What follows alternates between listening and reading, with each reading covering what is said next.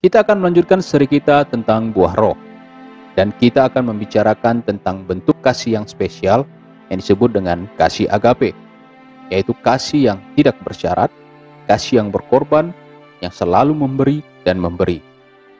Berbeda dengan bentuk kasih yang lain. Dalam bentuk kasih yang lain, ketika kita melihat seorang wanita yang cantik, kita menginginkannya untuk diri kita sendiri. Itu bukan memberi, tetapi menerima. Kasih persahabatan. Ketika kita bersenang-senang dengan mereka, kita tertawa bersama dengan mereka, kita ingin mereka membuat kita senang. Tetapi kasih agape justru sebaliknya. Kita selalu ingin memberi. Seperti yang telah saya jelaskan sebelumnya. Seperti seorang kasih ibu yang selalu memberi. Seorang ibu begitu lelah dan tidak bisa tidur dengan nyenyak selama berbulan-bulan. Namun dia selalu tetap memberi dan memberi. Seorang bayi belum bisa berterima kasih.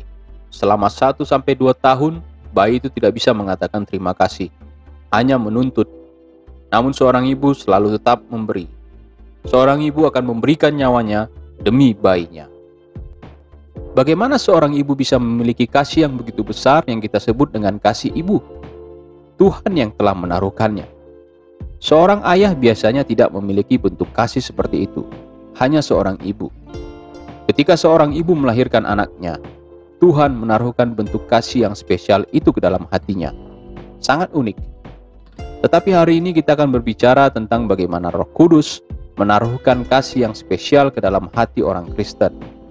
Kasih yang tidak bersyarat, kasih yang berkorban, yang ditaruhkan oleh Roh Kudus ke dalam setiap hati orang Kristen. Kasih yang dapat mengasihi musuh kita, meskipun orang itu tidak baik dan tidak layak dikasihi, dan tidak akan pernah berterima kasih kepada kita. Bahkan dia mungkin ingin membunuh kita, namun kita tetap mengasihinya. Bagaimana bisa? Karena kasih itu berasal dari Tuhan. Bagaimana kita bisa memiliki kasih seperti ini? Apakah kita berusaha mendapatkannya? Tidak. Itu berasal dari Tuhan. Bagaimana seorang ibu bisa mendapatkannya? Ketika dia melahirkan bayinya, terjadi perubahan kimiawi, perubahan hormon. Sebelum punya anak, dia selalu bersenang-senang di luar bersama teman-teman. Namun setelah memiliki anak, dia tidak lagi memiliki hasrat untuk itu dan fokus kepada bayinya. Terjadi perubahan hormon dalam diri seorang ibu yang telah melahirkan. Namun, dalam hidup orang Kristen, bukan tentang perubahan hormon, tetapi tentang ketika mereka percaya kepada Kristus sebagai juru selamat mereka. Alkitab berkata dalam Galatia 2:20, Kristus hidup di dalam aku.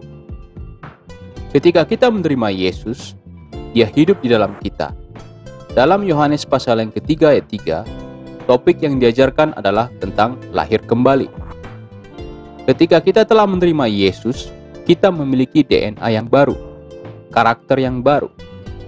Dalam 2 Korintus pasal 5 ayat 17 dikatakan, kita menjadi ciptaan yang baru. Sesuatu terjadi ketika kita menerima Yesus sebagai juru selamat kita. Karakter Yesus menjadi bagian dari karakter kita. Jadi apa karakter Yesus? Kasih yang tidak bersyarat, kasih yang berkorban. Kita adalah orang berdosa. Kita tidak layak mendapatkan apapun dari Yesus. Akan tetapi, Dia turun ke dunia, meninggalkan surga, menjadi seorang bayi, dilahirkan menjadi seorang manusia biasa, menjadi seorang tukang kayu, dan kemudian menderita bagi kita, melayani kita, dan mati bagi kita di atas kayu salib. Apakah manusia berterima kasih kepada Yesus ketika Dia mati di atas kayu salib? Tidak. Alkitab berkata, mereka berseru, salibkan Dia, salibkan Dia. Tetapi Yesus berkata, Bapa, ampunilah mereka.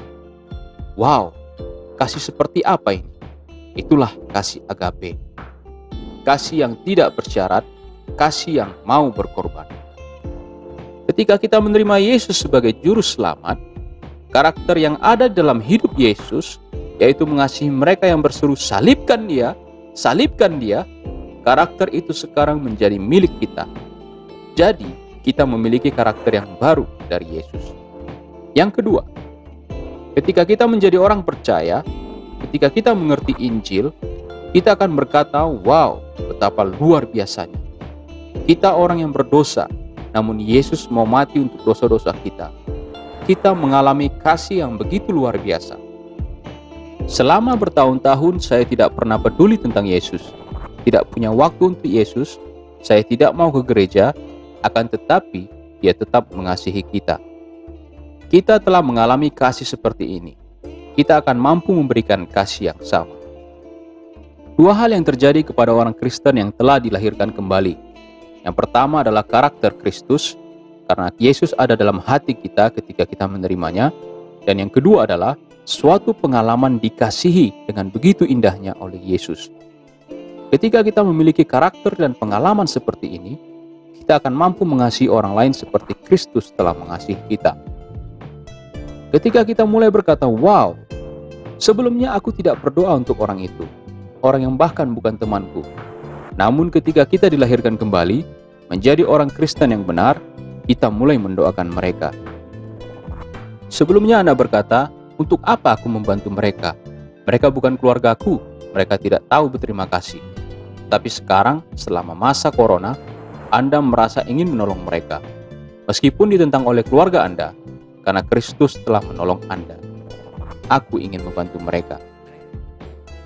Ketika kita memiliki hati seperti ini, berdoa untuk orang lain, membantu mereka yang bahkan tidak peduli kepada kita, bahkan kita membagikan Injil kepada mereka meskipun kita tidak mengenal mereka, dan mereka tidak berterima kasih kepada kita karena telah membagikan Injil itu semua karena kita memiliki kasih agape, buah roh. Sekarang kita bisa tahu bahwa kita adalah anak Tuhan, bukan Kristen KTP. Kristus bukan di KTP kita, Kristus ada di dalam hati kita. Ketika kita memiliki buah roh ini, kita memiliki kepercayaan diri bahwa kita adalah anak Tuhan. Karena secara manusiawi, kita tidak mampu mengasihi musuh kita, tidak mendoakan sesama kita berdoa untuk ujian kita, untuk pekerjaan kita, untuk kesehatan kita, untuk keluarga kita, dan bukan orang lain. Namun ketika kita mulai melakukannya untuk orang lain, kita adalah orang Kristen yang sejati, karena kita memiliki buah roh. Sama halnya ketika kita melihat pohon durian mengeluarkan buah, kita dapat mengetahui bahwa pohon itu benar-benar pohon durian. Mungkin dulunya kita mengira-ngira bahwa itu pohon durian, tetapi sekarang kita dapat melihat dengan pasti bahwa itu adalah benar-benar pohon durian karena telah melihat buahnya. Jadi saya harap kita dapat melihat buah roh itu dalam kehidupan kita, dimulai dengan kasih agape. Selidiki diri kita sendiri dan lihat apakah kita telah memiliki kasih agape ini. Dan ketika kita telah melihatnya, katakan terima kasih Tuhan.